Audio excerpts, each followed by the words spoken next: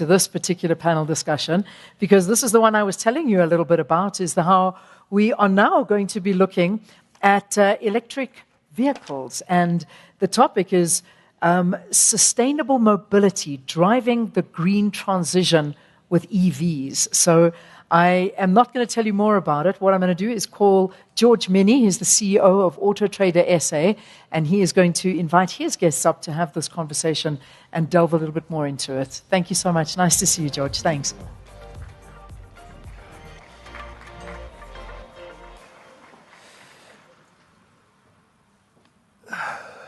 Good afternoon, and thank you for being here. And first thing I'd like to do is invite my guests up. First guest is Yusuf Norath. Yusuf, if you can come up to the panel, and Riando Potgieter. And while they're coming up, I'd like to start off with a little bit of a construct. And that construct is, I'd like to leave you with 5 thoughts leading into the questions that I'm going to ask these 2 very smart gentlemen. And the first is, sit here right next to me so that you can get comfortable. The first is, it's crucial to really recognize and to highlight the fact that there's a significant impact that the automotive industry in any country, South Africa included, plays in sustainability. It plays a substantial role in the degradation of our environment. Okay, so that's kind of construct number 1. How does a century-old industry transition? Over 100 years of doing the same things we did yesterday. The second thing I want to kind of put into this framework for you is we have to acknowledge the unique challenges and opportunities within the automotive industry. There are unique challenges. To disrupt this industry is significant. As a small example, an internal combustion engine vehicle has 2,000 moving parts. An electric vehicle has maybe 200. How much of the value chain are we disrupting by moving to electric vehicles? And I believe in moving to electric vehicles, so I'm not making an argument to not. So we've got to recognize that the move towards electric vehicles or alternative fuel sources has significant opportunity to reduce greenhouse gases, but it's also a significant disruption. And the fourth part of this construct I want to leave with you, or introduce to you, should I say, is sustainable mobility is the new kid on the block. It's the new buzzword, sustainable mobility. But quite often, the consumer gets ignored in sustainable mobility. Because before we start to really understand and drive the preferences of the consumer, what they want, the things they want, to change the single underlying driver for their choices, which is their daily lives and lifestyles. I call it the vulgar mechanics of cash. Because only when we change that will the consumer make these sorts of choices. So thank you for staying for the graveyard shift and for listening to this panel. And getting into the construct of the panel itself. As Africa approaches 2030, we all know what 2030 is about. EVs are increasingly in the spotlight. And so I'm going to delve into some thought-provoking questions with my 2 learned colleagues over here, exploring the merits of EVs and contemplating the potential of green hydrogen or fully battery electric vehicles, and what the path is to a more sustainable future of transportation. So my name is George Mienie. As I was introduced to be the CEO of AutoTrader, but I also drive an electric vehicle. For the last 3 years, I took it upon myself as a leader in our industry to go first, and I encourage other leaders to do exactly the same. So today with me, on my left, I've got Riando Potgieter. I said that right? Operations Director for Aversa, and then Yusuf Norath. I said that right too, right? Yes.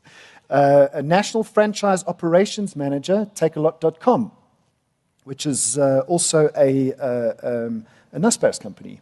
Yes, as well as AutoTrader is a NASPAS company. So my first question is to you, Yusuf.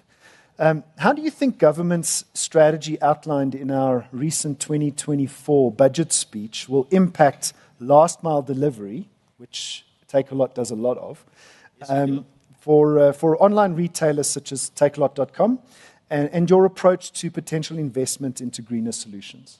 Thanks, George. Oh, mic is working, thank you. So firstly, I want to apologize up front. When our Honourable Minister was delivering his budget speech, I was busy learning how to rollerblade. Really missed that. But read up on it afterwards and got some feedback on that. So, I mean, there's 4 key points that to me make sense in terms of how the changeover from internal combustion engines to electric vehicles, more importantly, moving towards sustainability, and how that impacts the online retailers or last mile delivery specifically, and how we change our approach to investing in that. And I think the key one and the most important one that stood out for me was the fact that government is, of course, now looking at the introduction of, I just made some notes, the investment into companies that start manufacturing electric vehicles locally. And I think the most important thing with that is, with the cost of electric vehicles in South Africa, cost of electric vehicles in general in South Africa, it's overly expensive. And companies are not willing to invest or to spend money on purchasing these vehicles because it's just too expensive. It costs a lot of money to import it into the country. So with the vehicles now being manufactured locally, being manufactured in South Africa, a reduced cost, which means we can invest in this, and our investment is not going into an area that we don't see benefit out of it. Then, of course, when we talk about investment, where do we find the money to invest into greener solutions? And I think that every single company thinks on the same point. So, I mean, there's 2 key things that government has outlined in the budget speech specifically. The one was the no change in the fuel levy. To a company like Takealot, who is last mile delivery and, of course, drivers on the road every single day, we have to invest into ever-changing rates to drivers as and when the fuel price goes up. I mean, it's not just the annual price increases that we see to drivers, but more importantly, with the fuel that's fluctuating over and over again, these fuel levies impact us negatively because from our bottom line, we, of course, need to ensure that the driver is still sustainable. So by the reduction or the no change in the fuel levy, of course, we therefore then have a bit of a saving whereby we can then utilize this to invest into greener solutions.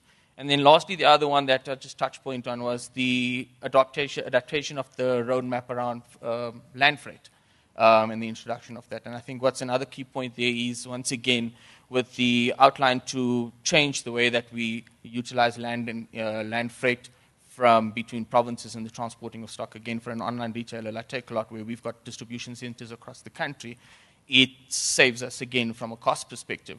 And all of that saving, once again, goes into investing into greener solutions. Well, I mean, I think what you're highlighting here is that a lot of the solution is going to be left up to, which probably happens around the world all too often, is going to be left up to corporate businesses, and it's nice to see that Takealot's going to take those savings and reinvest it into greener technologies and I think greener that's solutions. important. It's extremely important that we don't just see it as a saving on our bottom line. It's how do we utilize this money to further sustain the country and, more importantly, adapt to greener solutions. So next question is to you, Riando, and EVs and hydrogen. I almost said EVs versus hydrogen, because some people kind of argue that one is better than the other. But EVs and hydrogen, in terms of policy drivers to incorporate both of these technologies into logistics industries, tell us a little bit about the core fundamental differences and which technologies companies should be investing in. I think it's a very good question, and I'm going to try and break down a very complicated engineering construct in a way in which we can understand it in business. So when you look at hydrogen or EV, it's important to understand that they're both electric vehicles. We refer to hydrogen vehicles as something on its own, but it's not. your wheels are still turned by an electric motor. So understanding that principle in itself, what's the core difference between the two? You sitting with a gas tank in the one and a large battery in the other, but your energy density, i.e. how far you can drive on the same sort of size of a battery, is very different. In a hydrogen vehicle, you can drive very far compared to a EV that might have a range of around 300 to 400 kilometers. So that might sound quite arbitrary on the face of it, because why would we want something that can't drive from here to Cape Town in one go? It's like you said, we're trying to reconstruct the way in which we think about logistics to start off with. It's an industry that's been with us for 100 years and it hasn't changed much. So where does hydrogen play to its strengths and where does EV play to its strengths? Hydrogen tends to play very, very well into its strengths where there's a lot of energy-hungry machines. Mining is a fantastic example of that. Large machines needing to guzzle up diesel. Hydrogen is well suited for that sort of application. EVs, on the other hand, for last mile distribution, does particularly well, because every time that a truck comes back to a warehouse, in the middle of the day, it can dock onto the warehouse and charge whilst there's solar available. So a range of 200 to 300 kilometers per charge comes into more than enough range in a day if you can consider a quick 30-minute to an hour lunchtime charge. So second to that, or thirdly, I would say that we need to understand that hydrogen is always going to remain a lot more expensive than straight battery usage. And the reason for that is to make hydrogen is an incredibly energy-intensive game. And if we try and simplify it down, if you drive 1 kilometer in a battery electric vehicle versus 1 kilometer in a hydrogen-powered vehicle, you're going to sit with around 3 times more energy at the source of your hydrogen.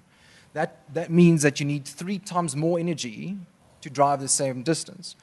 So for any application where you are not needing to consume an enormous amount of energy, like for instance planes, trains, large trucks, or mining equipment, it does seem like batteries are the option. That being said, both camps in the world are spending an enormous amount of money in R&D to bring the cost of hydrogen down, because its application goes long past just logistics. You can do smelting with it, mining in general. And on the other side, the battery camp is really putting incredible technology out into the market. To expect an electric vehicle to be able to drive double as far as what we see now and charge in half the time within 3 to 5 years from now is not out of the question. To drive from here to Cape Town and charge once on the route is not going to be out of the question. So the last pull of wisdom, I think that large corporates, and especially the management of those corporates, need to keep in mind is that any battery electric vehicle gives us a very unique opportunity for sovereignty on our energy. If I told you, or if I asked you, as a fleet owner, can you remember what your fuel price used to be 10 years ago? Imagine just adjusting that for inflation, you're still paying the same price. That is what battery electric vehicles can offer you. If you can supply your own energy to your fleet, you can fix your energy price. And that's a substantial thing to reckon with. And that's something that hydrogen can't really afford you. I hope that... Yeah, so I mean, the two things I got out of that really was that it isn't EV, or should I say battery, lithium-ion versus hydrogen.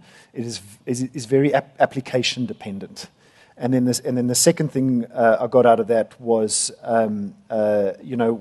we shouldn't throw the baby out with the bathwater when it comes to the technology advancement, because who knows what will happen to even hydrogen in the next 10 years. So I think maybe over to you again, Yusuf. What should business leaders know before switching to EVs or even other green technologies? So, I'll talk specifically to the EVs that Takealot within our Takealot group has been looking at Rhino will be able to speak more specifically to our DC distributions, to our hub, our residential distribution centers. They've partnered with us and have been working quite closely with our teams around the trucks and the electric vehicles that we have on the road. But when it comes to the last mile delivery, specifically from our residential distribution centers to the customer's door, or in the space of Mr. D with the motorbike drivers who are collecting from restaurants and delivering to customers, I think the key aspect is education. And we've, over the last few years, have been looking at various opportunities, specifically with the two-wheeler electric vehicles, trying to convert our independent contractor drivers who utilize the two-wheeler motorbikes to deliver to the customer's door, whether they're collecting from a restaurant and delivering to the customer's door, or do the last-mile delivery on behalf of Take Lot Superbalist, as an example. Trying to convert them from their internal combustion engines to electric vehicles. And they look at the cost factor, because at the end of the day, it's their pocket that's being impacted. Vulgar mechanics of cash, right? 100%. And, it's trying to educate them around the fact that, yes, I understand that weekly you're paying, if you are renting the vehicle, weekly you're currently paying around 650 Rand to rent an internal combustion engine motorbike. But changing over to an electric vehicle is probably going to cost you around about 1,500 Rand. He doesn't see that as a cost saving, because all he sees is I'm moving from 650 to almost double the amount. What he doesn't understand is with the internal combustion engine, there's fuel that you still got to pay for out of your pocket over and above the rental. There's the maintenance on the vehicle. And we know for a fact that the internal combustion engines require much more maintenance than your electric vehicles. Because electric vehicles is something so new, and it's the higher end market who understand it a bit more than the individuals who are the middle income to low income earners who are operating on these platforms and delivering it. It makes it difficult for them to understand that in the long term there is definite savings. And I think that's the most important thing, is the education around it. Rianda? I would say data. At least in our experience, what we have seen in all the trials that we've been running with numerous fleets is that the assumptions that the top management have about the technology when we meet with them for the first time versus the way in which they talk and think about the rollout is completely different after we've done trials. And it comes back to the data, being able to prove to drivers that at the end of the day, the benefit could be in their pocket. How we communicate and how we train on that needs to link back to tangible data. So that kind of, you're speaking about top management, probably big companies, but from an entrepreneurial point of view, because I think, Yusuf, you alluded to it, is, drivers think about next month, the month after, and entrepreneurs thinking exactly the same way. They're trying to keep the lights on. So what are the immediate opportunities for entrepreneurs who are in smaller businesses with sustainable solutions? I think the easiest route is around partnering with the right service provider. There are multiple service providers that offer these types. So if I look at last mile space as an example, specifically, if you are an individual who wants to look at operating a fleet and renting out a fleet of vehicles, I think it's the infrastructure is the most important thing. If I look at Green Riders as an example, and I'm not sure if you're very familiar with Green Riders and the project that they're busy running at the moment. Green Riders has tried to not necessarily focusing specifically on electric-powered or battery-powered motorbikes, but move towards the pedal-assist electric bicycles. And what they've done is, they've set up infrastructure in the areas where they feel that they will blossom. So if you look at the Tableview region in the Western Cape as an example, where they started out this project, they set up a full infrastructure where it allows an individual who's renting a bike from them to come and charge the battery overnight or charge the battery during the course of your downtime. They've then expanded their network into providing other alternatives besides the bike. What are the tools of trade that's required for you to be a driver? So that type of infrastructure and setup is key, and that's where you'll get the best benefit out of it. Rianda? I can think of a list. Let's take the top three. So, auto electricians are vitally important for electric vehicles. I can tell you countless stories where we've had challenges where there's just simply not a skill base for electric vehicles, especially in the auto electrical space, to do troubleshooting on these vehicles. And that learning curve has been very steep in all of the OEMs that do supply these vehicles. So it's a tremendous opportunity for a lot of people to be upskilled on the charger side, the installation of chargers, the maintenance of chargers, the software related to that, for all service stations to install a charger or two, service, cater for that market. It is a market that is about to blossom, and there's a lot of opportunity beckoning. So staying with you for a second, Riondo, can you share with us some opportunities and benefits that your business has identified that any entrepreneur could potentially consider? That's a good question. So we founded Aversa in 2020, and fantastic year to start a business, and especially in a completely new technology industry. I would invite more companies to take the risk, because what we saw just yesterday, I went to the Solar Expo yesterday, and it was astounding to me how far China has gotten in the renewable space. We've got a strong automotive manufacturing sector, and there's so much opportunity for this country to be able to make so much revenue from that. So start EV businesses, EV-related businesses. If you have a business that has got some influence in the automotive space, how can you leverage that to either make EVs locally, repower EVs, service EVs, or install the ecosystem that powers it? I guess be part of the value chain. Yusuf? I think from our side, with last mile specifically, is partnering with the right service provider, as I mentioned earlier. So if we look at, and I alluded to Green Riders earlier, and the opportunity that they have. So Green Riders has done a fantastic thing where it's not just trying to get electric bikes onto the road, but more importantly, they're also looking at the unemployment factor in our country, that, as we know, is sitting 30-40% at the moment. So what Green Riders is doing is they are approaching Takealot and saying, we've got 10, 20, 30 unemployed youth willing to learn, wanting to create an opportunity for them to earn an income. And it's not a matter of them being employed, but it's more of a factor of them engaging with them and skilling them to be a future entrepreneur. Green Ride is providing the skills. Takealot with them is providing the opportunity for this individual to learn the skill and further enhance the earning opportunity. Over and above that, to Reno's point, is around the companies that started to get involved in electric vehicles. Another company that we've recently started engaging with is Volternative. In the last year and a half, I have engaged with so many service providers around electric motorbikes and trying to get this platform running within the Takealot space or the last mile delivery space. And you need to have the right mindset. You also need to know that you're probably going to burn your fingers. But you need to get through it and see the light at the end of the tunnel. I was dealing with a company where we were on the verge of getting on something and having a deal signed, and they just suddenly went silent. What happened? Not sure. I've heard via the grapevine that it just fell through the walkway.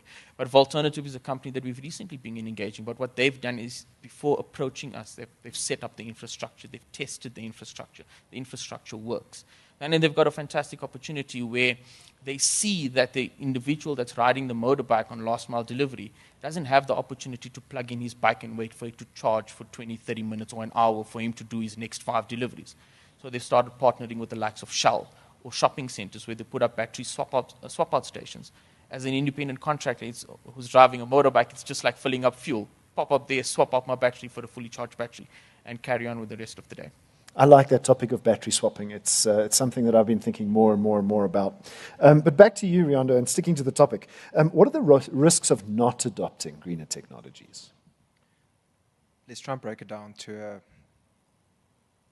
a Company A or a Company B example. Company A stuck to diesel for the next 5 years.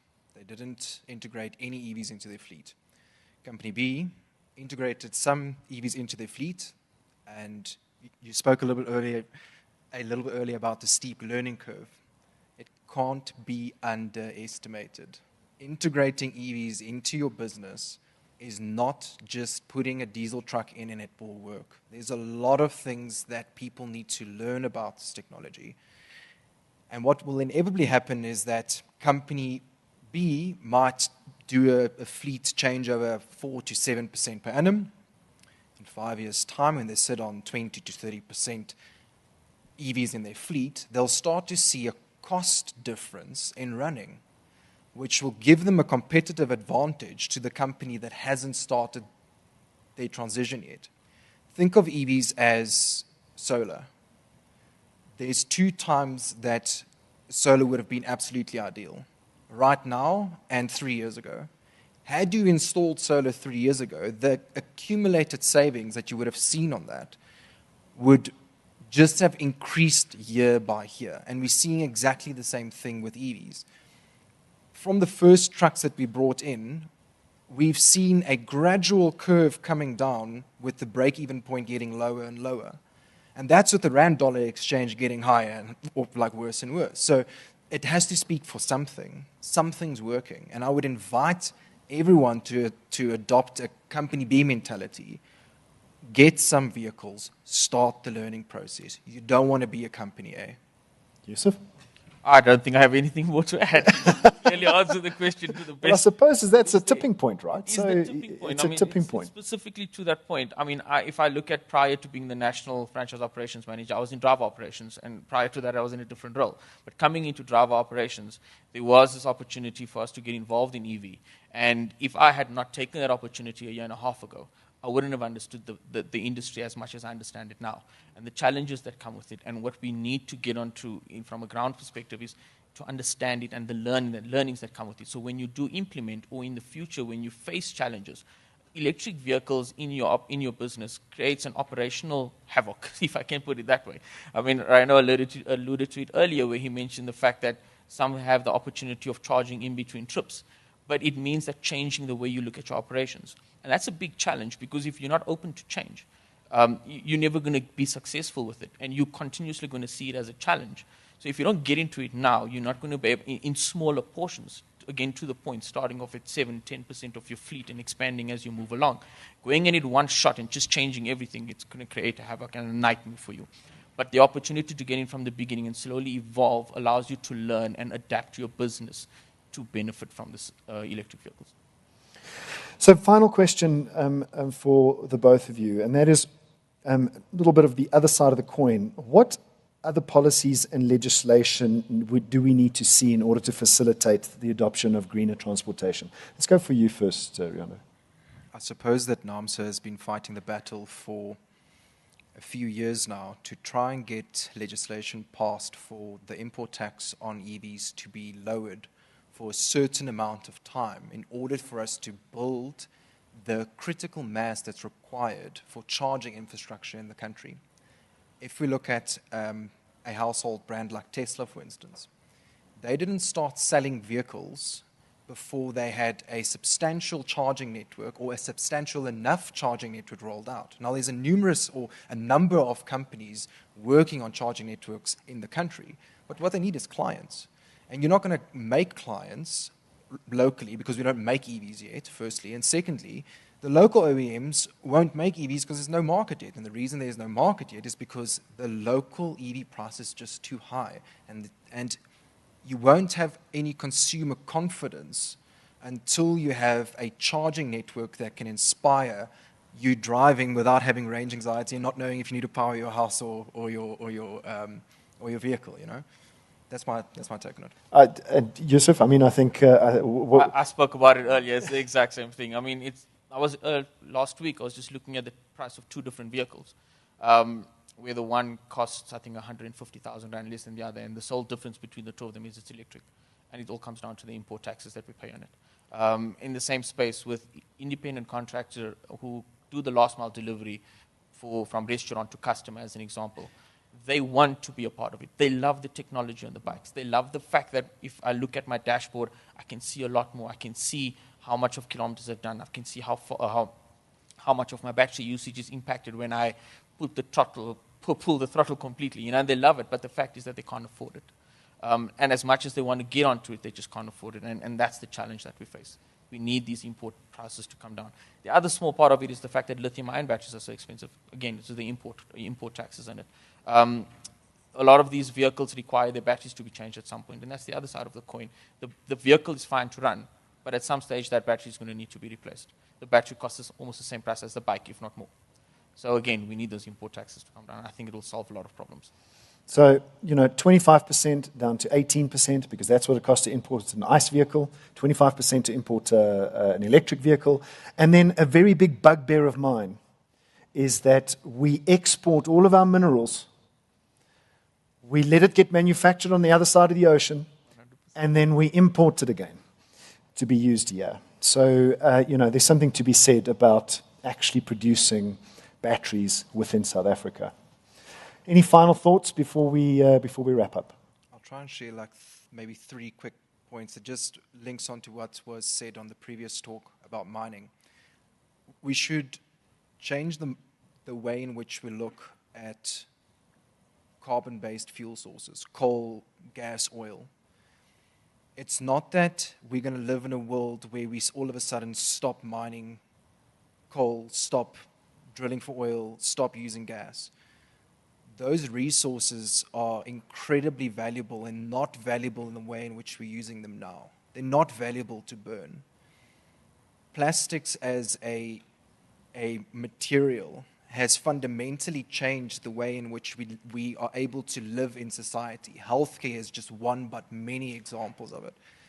And if we keep on destroying a finite resource, at some point we're going to run into a problem because it's finite. And the last is that if you think that fuel or diesel or petrol is going to get cheaper, try and think of one example where a finite resource in this world didn't increase in value. I think you'll be hard-pressed to find that. Good final words. Yusuf? I think from my side, just one other thing is, we evolved. We evolved from the horse and cart to the internal combustion engine. And yes, sitting here, I mentioned quite a few challenges that we face as we try to evolve from internal combustion to electric vehicles. But the change is coming, and it's important that we adopt it, and we are open-minded into the challenges that we face. And more importantly, we collaborate on how we can overcome the challenges that we face and see the success of this in our country. From your mouth to everyone's ears. Big round of applause for the 2 panelists. Thank you very much, Rwanda, Yusuf.